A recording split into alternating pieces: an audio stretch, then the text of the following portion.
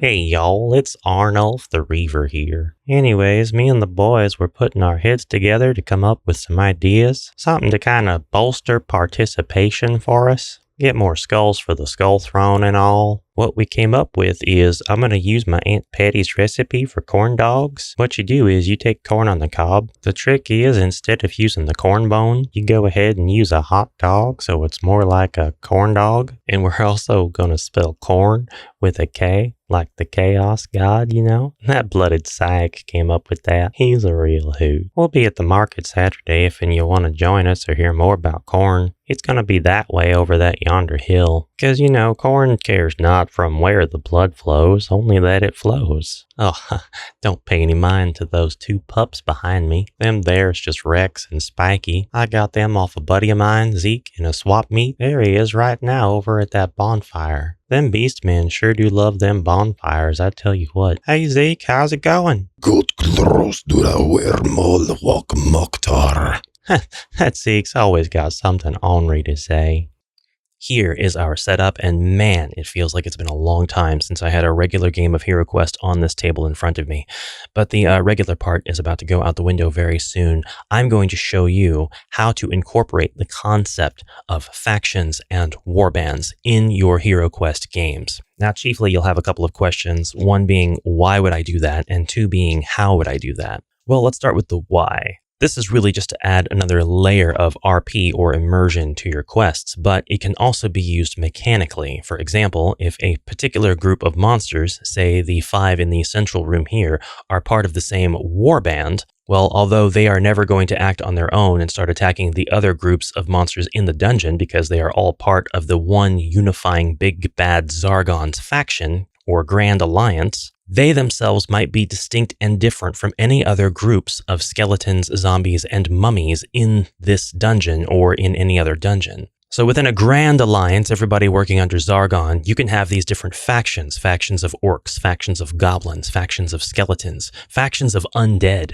And within those factions, you can have specific warbands that each have their own interests in a sort of subclassing system. None of this really means anything on its own. It's only useful if you want to inject a little bit more lore, a little bit more character, or some mechanical challenges or features into your quest. Let us say that we are going to encroach upon this dungeon. Let's set the stage. We have 4 heroes here, and their goal is simple. They just need to clear out all of the monsters. They need to get to the center room, reclaim the treasure, bring it back to the king. Bada bing, bada boom, done. Standing in their way is a room full of undead, a room full of greenskins, and a room with a single dread warrior and a single skeleton. If that wasn't obvious, this is a primed and a Zenithal highlighted a couple years ago skeleton that I never finished. I think he looks kind of cool like that though. Now, as mentioned before, these monsters are not going to act on their own. They're not going to fight one another. They are all part of one agreement under Zargon. Zargon is the big bad of HeroQuest, and it can be said that every monster across the land, at least every monster that is actively trying to defeat the heroes whenever they enter any given quest, is under this one unifying flag, this Grand Alliance of Zargon. However, if you take them out of that context, while they might still be following orders, if we remove the orders, these monsters might have their own interests. They might have their own reasons for being under this flag. And no group of monsters may necessarily have the same interests as any other group of monsters in mind. Our undead here in the center room, for example, if we fight these, by default, they are just going to have the stats of a skeleton archer, 2 skeletons, and a mummy, and a zombie. But what if we coined that this was a particular warband, a particular group of monsters, not to be found in any other quest? They're represented by these common miniatures, but their composition and their appearance in this quest define them as this particular warband. Mechanically, we might do this to add an element of challenge to our HeroQuest quests. That is to say, if they're part of a specific warband, these particular monsters might be a little bit stronger in some way, shape, or form. They might have extra attack, extra defense, extra movement, ranged attacks, spells, or some other property that would set them apart from their common counterparts. The same can be said for this room full of greenskins. What we would normally have is just 2 orcs and 3 goblins. It's a very simple composition, fairly common across all of the scenarios in HeroQuest to have a bunch of greenskins in a room. However, what if we said that this was Snarlfang's Smashes? That's a bit Warhammer coded. Rosa Teeth's Razors. That's what I'll call them. Now they've got their own story, and each one uses a unique sculpt, so the sculpts aren't repeated across the faction in and of itself, the warband rather, in and of itself. So again, these could be special. They could be part of a quest, a side quest when you go into the dungeon. Maybe it's not necessary to completely take out the room full of greenskins, but you might say there's a bounty on the heads of this particular group. If you defeat all of Rosa's razors and you don't let any of them get away, and perhaps that can be its own special feature of this quest. As soon as you lay siege to this room and attack any one of them, the other ones are going to try to run past you if they can and get to the entrance to escape. Then the king can award you with an additional some hundreds of coins or what have you.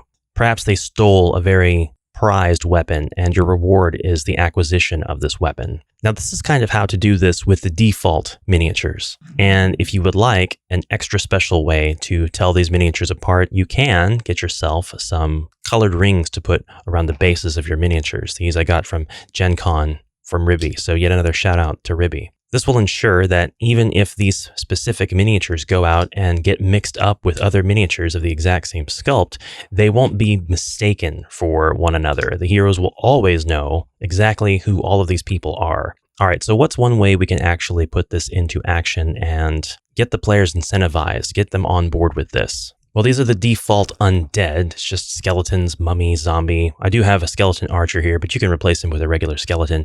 But the base rings are integral to this concept. They're going to give these monsters their special abilities.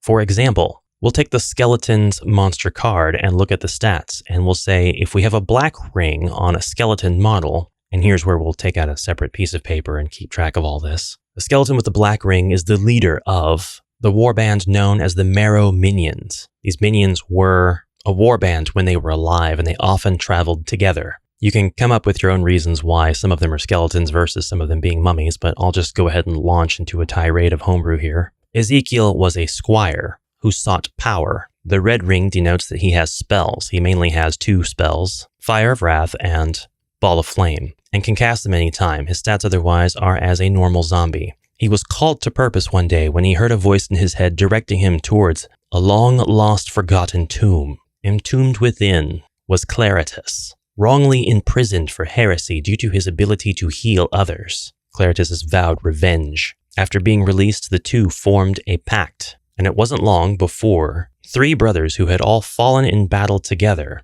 in the services of the Empire, but who were betrayed by their commander, band together.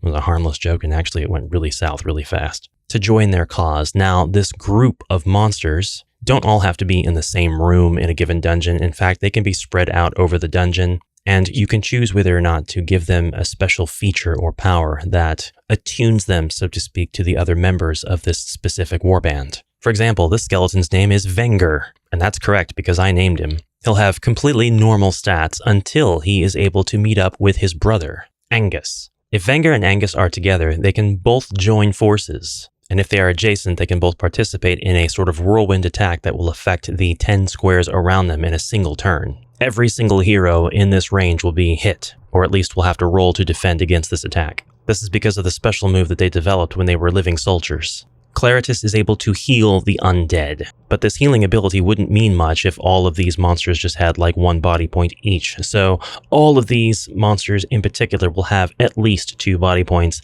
thereby giving Claritus some weight. I think it'd be really fun to run a scenario that has this warband, and Claritus can be somewhere in the dungeon healing the members of the warband, even if they're not in the same room or within line of sight. So these undead continuously just get resurrected or brought back every single time they are hit or slain, and you have to find Claritus and slay Claritus in order to go back and slay the rest of the group. Now again, they're not going to act out of Zargon's interests. They are actually going to be completely aligned with Zargon's mission, whatever you decide that mission is to be. They don't all have to appear in the same quest. You can actually have them sort of introduce one at a time, one in each quest, and then at some point you will learn, perhaps by finding parchments or other writings at desks during treasure searches, of this sort of local legend of this band of undead, and this can actually apply to any of the warbands that you make up. These are the Sepulchral Guard from Warhammer Underworlds. I've shown these off in another video.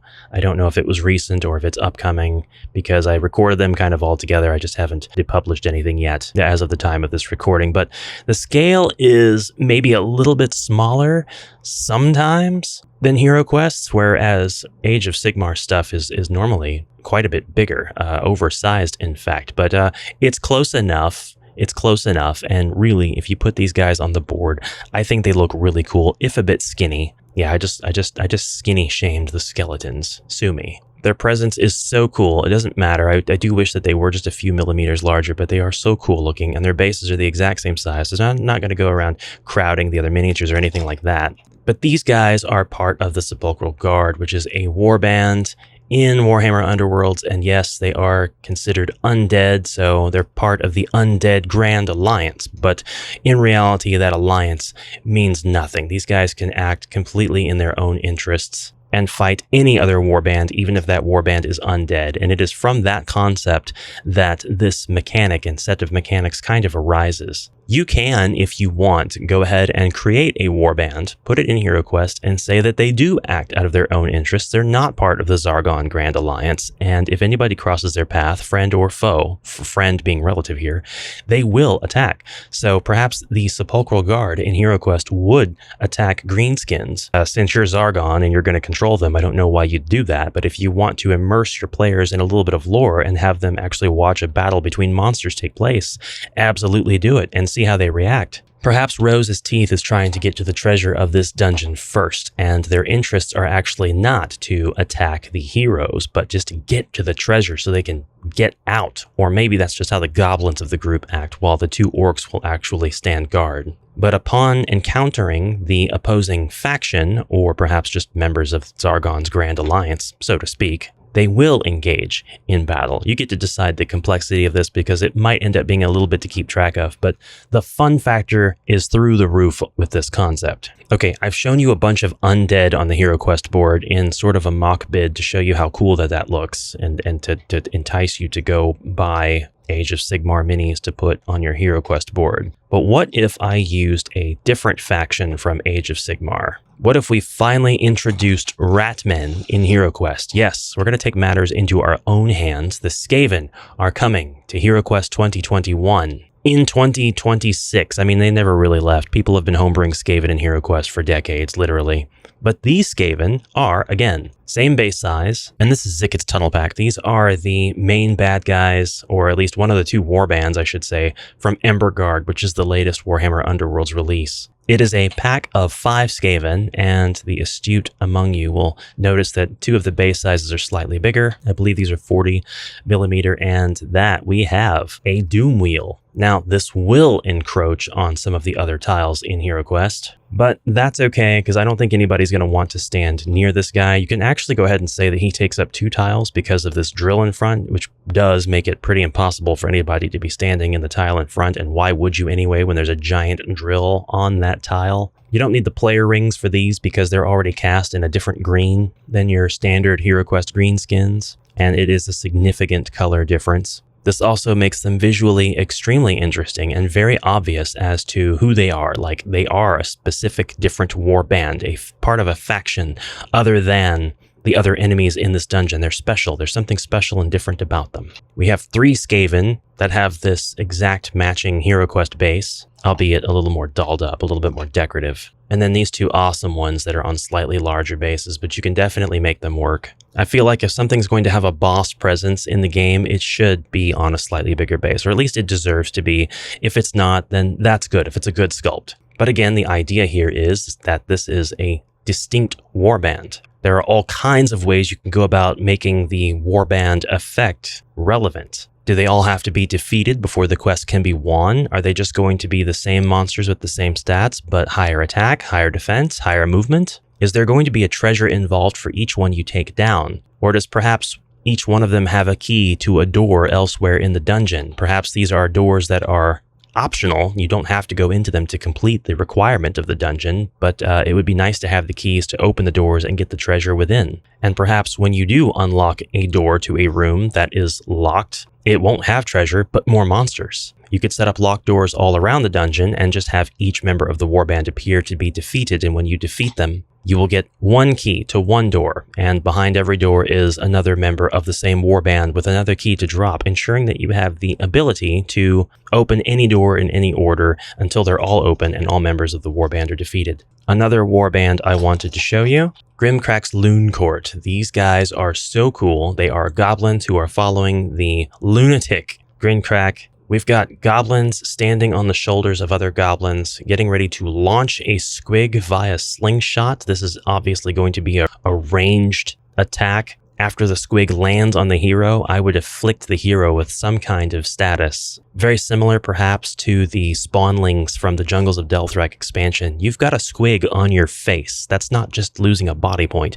That's something that's going to slow you down. It's going to distract you. You've got to get rid of it. You've got to squash it somehow before you can go about normal play. We've also got armored goblins riding full-grown squigs, or what I assume to be a fully grown squig. It might not be. We've got some pretty regular-looking goblin warriors. I say regular as a relative term. They're still going to be a bit more armored, I would say, than a normal goblin. And then you've got this guy, and I think this is really one of the key pieces of this warband. For HeroQuest, this is going to have the stats of a normal goblin, but if he uses his action, which is to play on whatever this abomination of an instrument is, perhaps it's an instrument made of abominations, he's going to inspire all of the other goblins in line of hearing, not of sight. This is all the goblins who can hear him, and they're going to have extra attack. Very dangerous. This particular goblin, you can go ahead and give him spells. I know he has lore, but I don't have the lore in front of me. I don't have the book for the expansion in which he was released. But if you look up Grimcrack's Loon Court, you should be able to get that information. You can kind of come up with the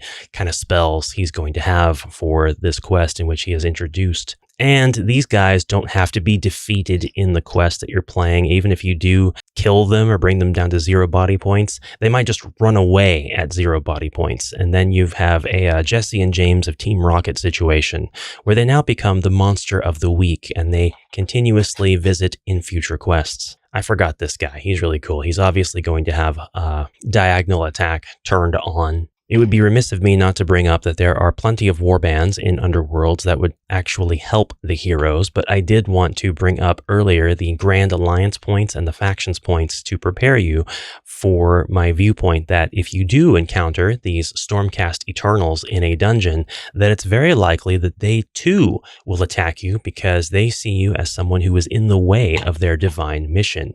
Even if you are both against Zargon, or perhaps Zargon in your homebrew has teamed up with Nagash, the undying necromancer, that they truly believe that their efforts are the ones who will bring the Nagash-Zargon alliance down, and anybody else who even tries is just putting themselves in mortal danger, and so to help that cause, they will be your mortal danger and take you out. Perhaps you have to prove yourselves as heroes to these agents of Sigmar. And you don't have to use these guys and their Sigmarian lore in your quest. You can have virtually any warband act as a third-party or neutral warband. Even the Sepulchral Guard here, or Grimcrack's Loon Court, or Zicket's Tunnelback. You can have the members of the Claw Pack act on your behalf. They could be good guys for your campaign. I just really want to team up with rats. I mean, I'm not going to hide it. It's obvious. Skaven are known for backstabbing everybody else, particularly other Skaven, and so it is definitely within the trailer park of reality that you could hire these guys to help you out. They could act as mercenaries. So there you go. With the inclusion of the warbands of Warhammer Underworlds, not only are you buying stuff that I am buying, and therefore you get to have fun with the videos that I make about said stuff. It's totally unrelated to this video, has nothing to do with that at all. It's not my ambition. But you also unlock all kinds of possibilities for new groups of enemies and group dynamics that will add vast amounts of potential entertainment to your HeroQuest games.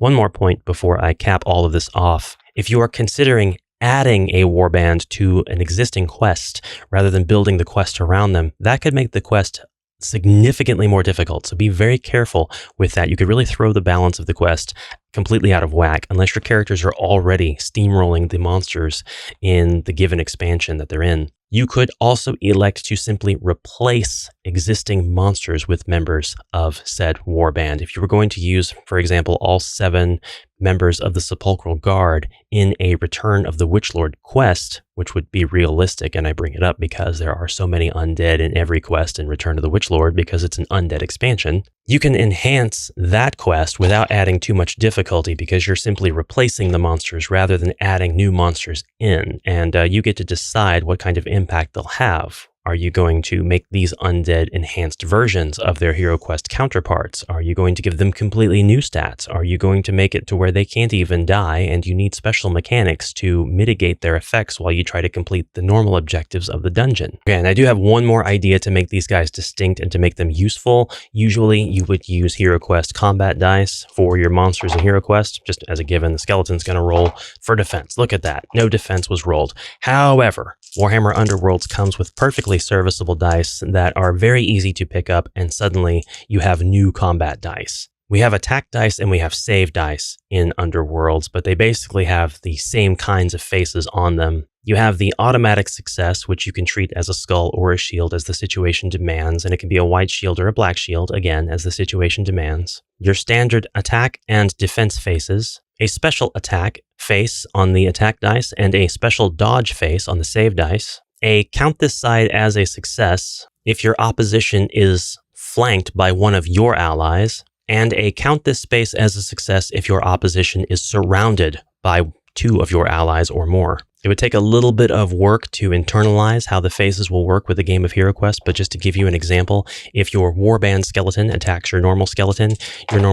rolls 2 dice, 2 HeroQuest dice, that is. We get no defenses on this, but how did the attack go? Did the attack even land? Yes, we had 2 Warhammers. That's 2 skulls in HeroQuest to Warhammer Underworld's language. The skeleton's dead. All right, let's go the other way now. We're going to attack with our HeroQuest skeleton. That was a failed attack. We're going to pretend that he rolled 2 skulls, though. 2 skulls, and now the Warhammer skeleton has to defend. This is a success that means that the skeleton defended one of the skulls. Now, typically your monsters don't defend on white shields, so I would want to remove these 2 shields from being valid if the monster is defending, but since it's a warband monster, a special monster, you might decide that these shields are valid, and therefore he is defended against both of the attacks. And I used a skeleton, but you could just as easily use a hero to fight this monster. Of course, Warhammer Underworlds works on a completely different principle, where these dice are trying to stop any of the hits from getting through, and if any one hit gets through, then the attack power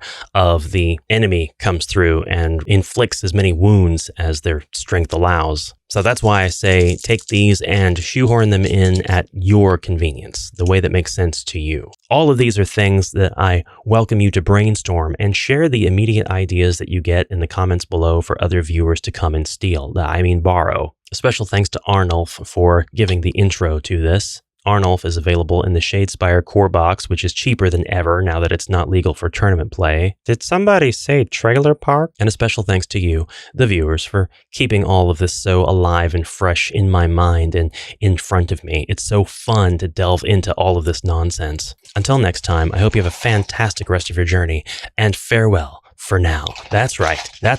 Look at the miniatures I'm mixing.